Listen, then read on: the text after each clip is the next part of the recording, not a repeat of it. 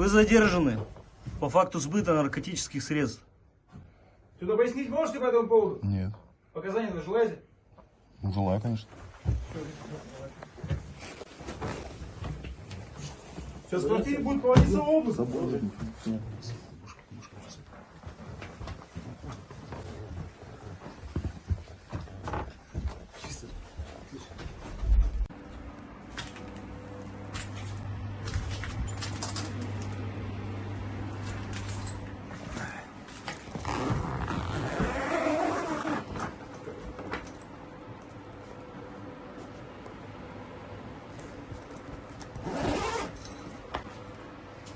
Понятые.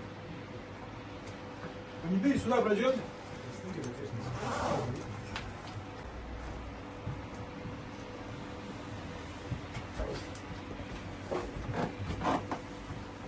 Фиксируем факт, наблюдаем.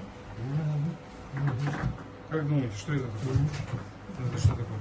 Конопля. Серьезно? Или это...